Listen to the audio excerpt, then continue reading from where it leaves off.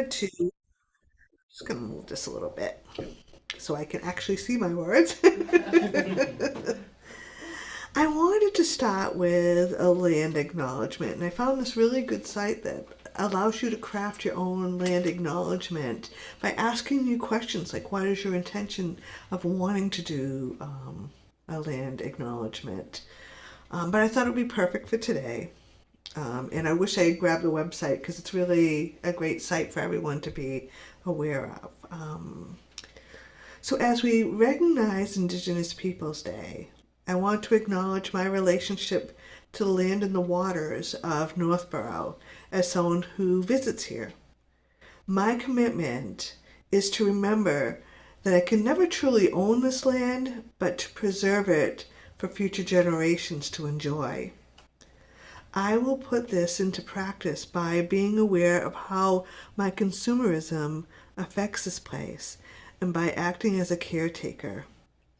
I do this with respect to the Nipmuc and Agawam peoples whose ancestral homelands this is, and who have maintained a relationship with these waters and this land since time immemorial.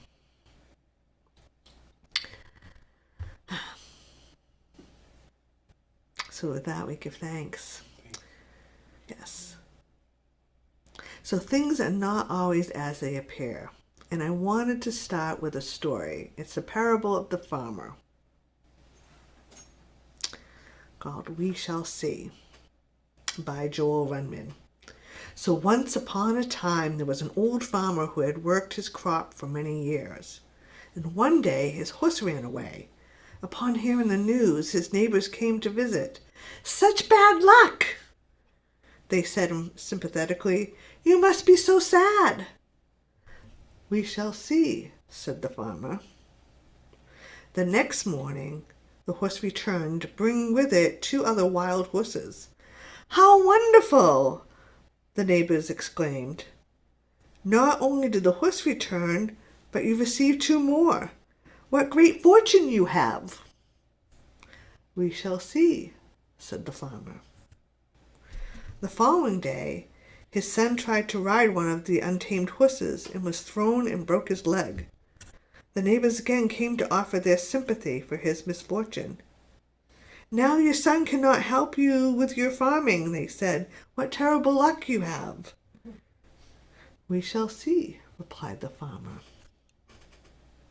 The following week, military officials came to the village to conscript young men into the army. Seeing that the son's leg was broken, they passed him by. The neighbors congratulated the farmer on how well things have turned out. "Such great news! You must be so happy." And again the farmer smiled and said, "We shall see."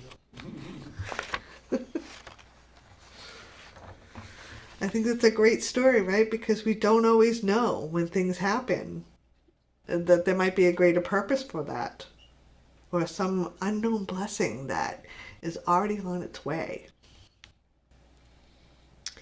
So things are not always as they appear to be is an invitation, a sacred intention to realize that the limitation of our senses and to stay open to possibility. So as I do every time when I talk, I always like to do a what, which is like the sacred intention, and why. Like, why is it relevant? Why am I talking? Why are you talking about this, Amy? Why talk about this? And then how? Some of the things, the fifth unity principle, how do we put this into action in our lives? So my why is that I needed the reminder, and I thought, maybe some of you do too.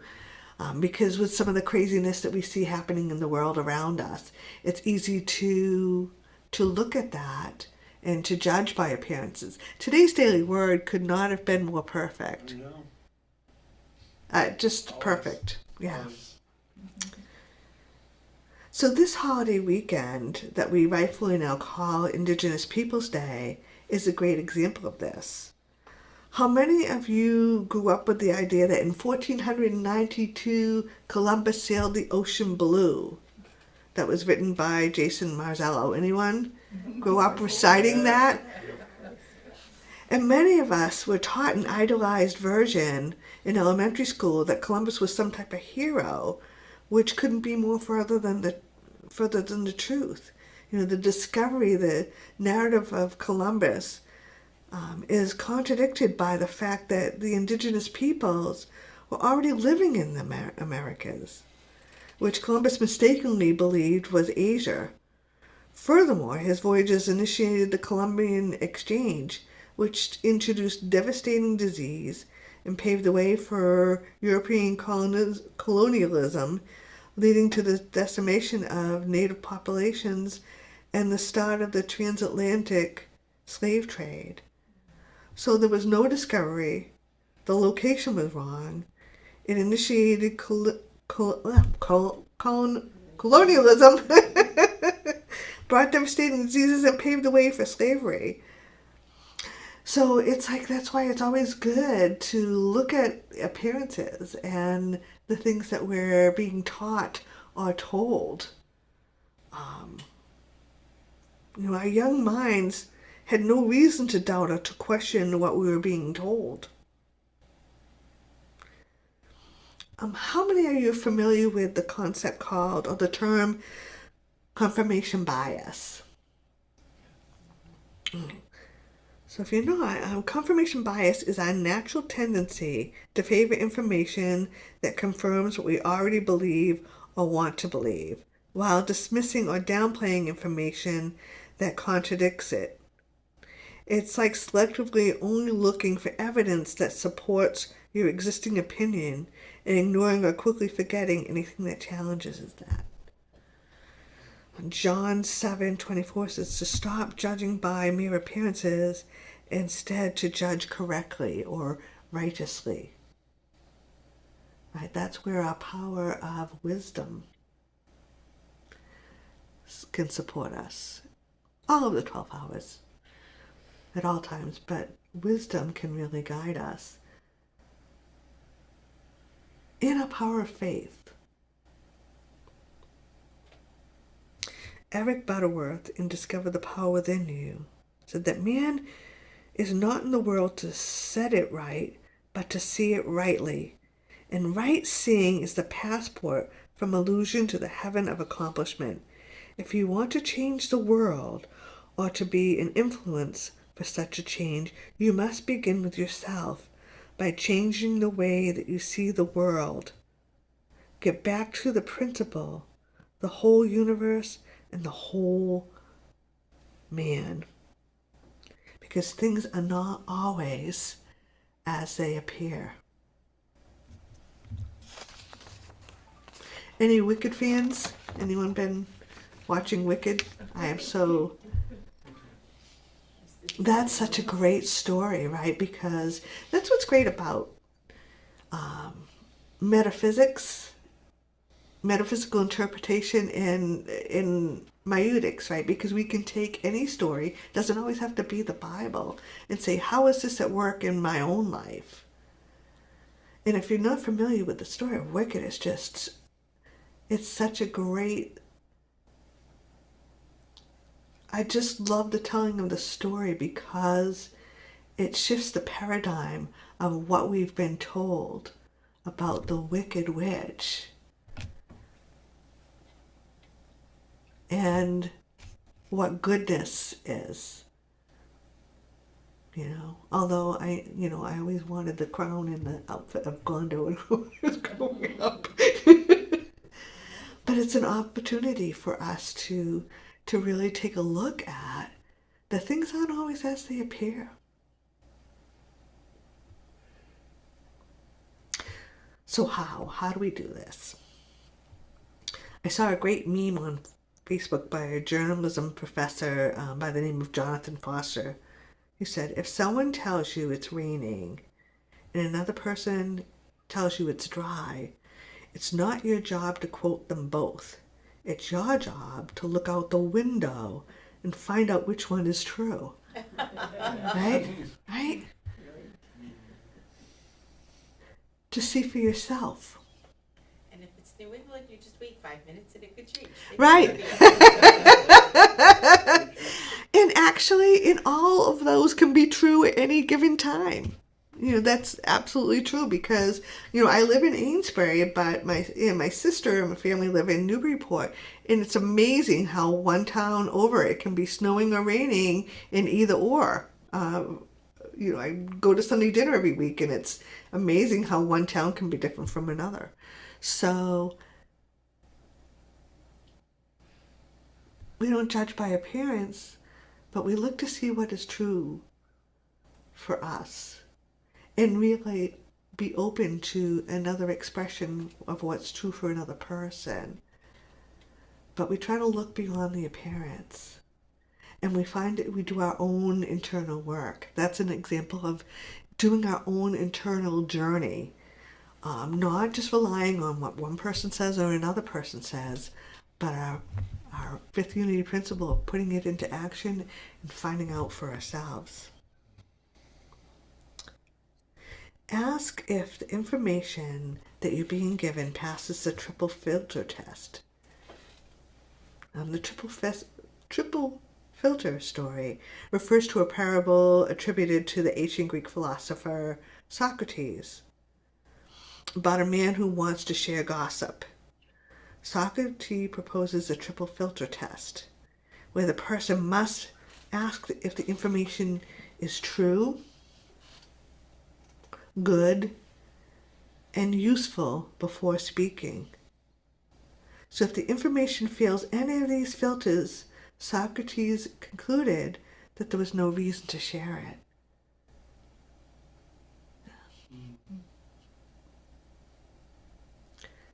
How much angst and worry and negativity would be quelled if we just did that one thing when someone came to us with information.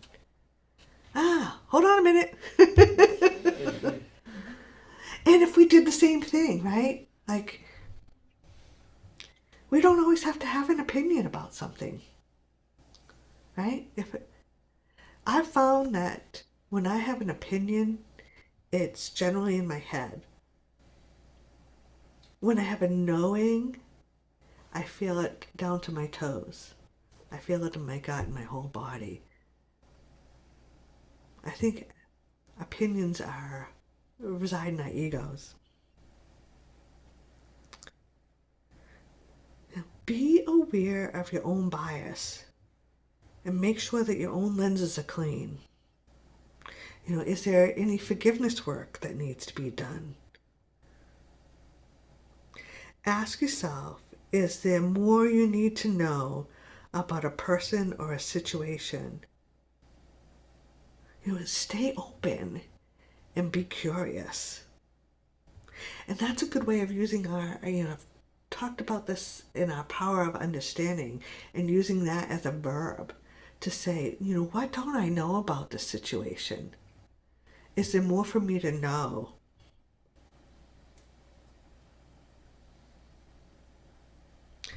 Spend time in the silence and in prayer. I've talked often about my prayer time and how it has shifted how I perceive order in the most profound way. My prayer life, and if you don't pray for yourself regularly, I highly, highly recommend getting into the practice of praying for yourself daily. And let it be awkward at first, because I've had such profound shifts. I used to think that order was having your little ducks all lined up in a row, color coordinated, dressed to match, right? Right? And I used to think that that was divine order, and that was everything being symmetrical and perfectly shaped. And then I realized as I was driving to work, and I take the back roads in, so my ride is exquisite, especially this time of year. It looks like this fireworks, right? The reds and the golds, and it's just gorgeous. But in a couple of weeks, it's not going to be so pretty anymore. It's going to be ugly and mucky, and I'm going to get to see all the dead trees that are behind the obscured by the beautiful red ones right now. And what I've learned is that too is order. That too is order. And if that is true of nature, because I know that the trees are falling, they're fertilizing, the bugs are loving it, they got a little blanket, and the soil's being nurtured and supported. So if that's order in nature, then maybe, just maybe, the circumstances and situation that we see in the world around us, or in our own personal life, if you've had any endings, or things not turn out the way, maybe there's a higher order that is being established, even in the muck, even in the discord, even in the things falling apart. Because things aren't always as they appear.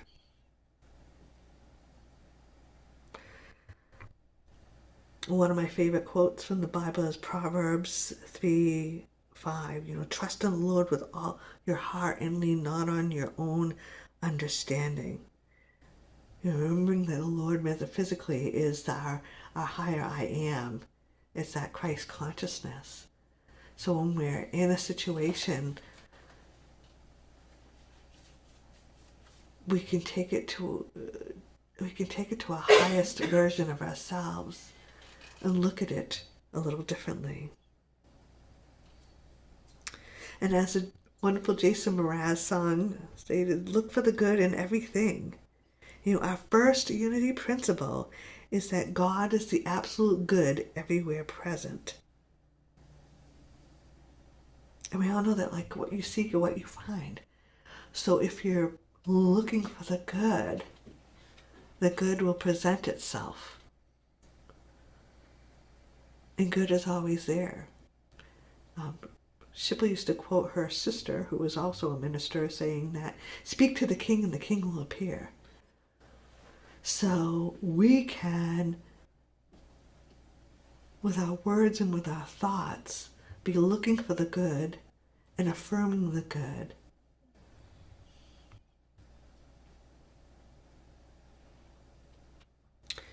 And I want to leave you this morning with a quote from Myrtle Fillmore's book, How to Let God Help You.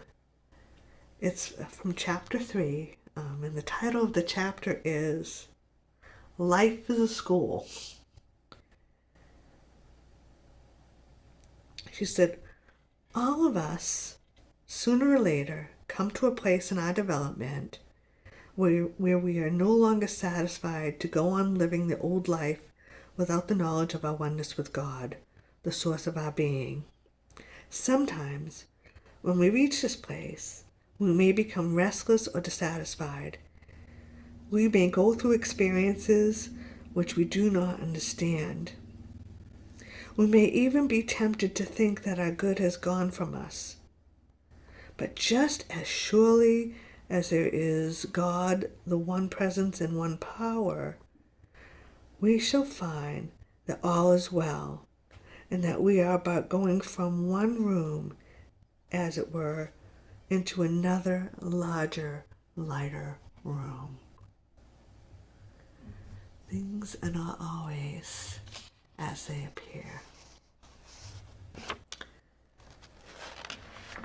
So now I'd like to take this into a time of meditation.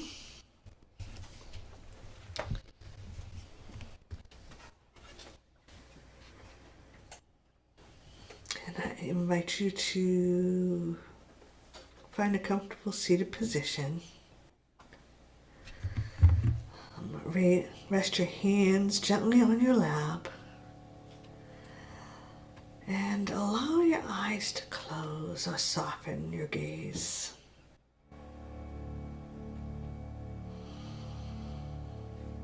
Take a deep breath in, filling your lungs. And then let it out slowly. Let's do that again.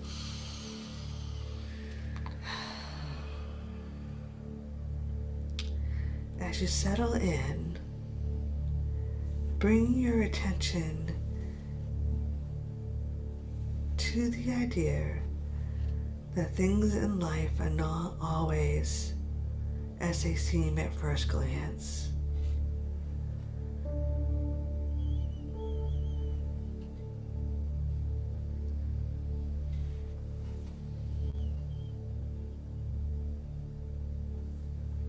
Awareness and perception. With each inhale, notice how your mind begins to wander. Thoughts and impressions arise. Some familiar, some unexpected.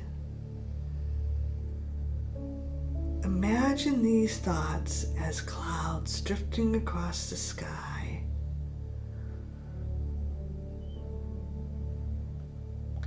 Remind yourself, just as clouds can look solid, but they are really just vapor, so too can our first impressions conceal deeper truths. Allow yourself to observe your thoughts without judgment, simply noticing what comes and goes.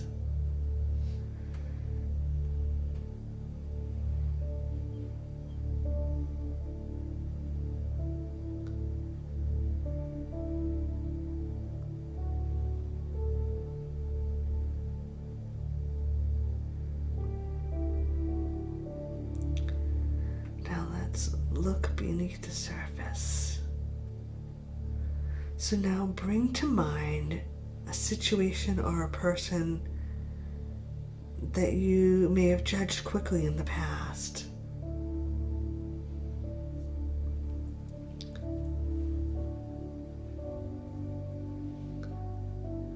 Visualize this moment and notice the details. Ask yourself, what else could be true? What might I not have seen? Invite the possibility that there is more beneath the surface, layers of meaning, context, or emotion that you did not notice before. Breathe in the sense of curiosity and breathe out any certainty or rigidity.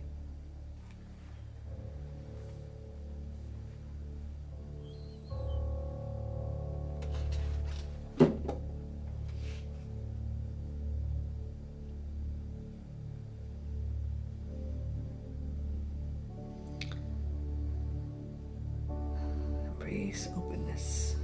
So as you continue to breathe, affirm to yourself, I am open to seeing things as they truly are. I am open to seeing things as they truly are. Now, using the power of imagination, imagine your mind expanding with the space for new perspectives and understanding.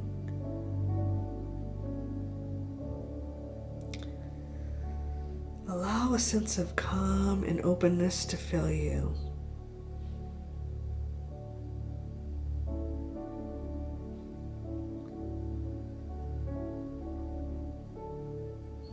Whenever you are faced with something that seems obvious, remember, things are not always as they appear, and being open can reveal new possibilities.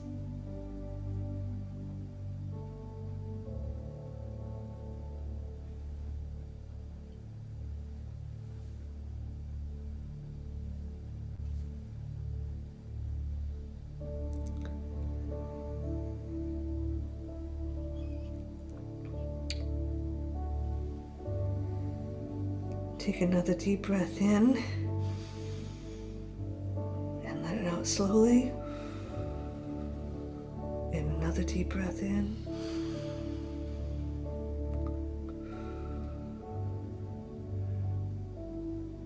Gently wiggle your fingers and your toes. And when you're ready, open your eyes. Carry this sense of openness and curiosity with you today, remembering that each moment holds more than meets the eye. And not everything is as it appears to be. We just give thanks for any insight, any wisdom, any expanded understanding. We allow the love that we are to envelop all circumstances and situations.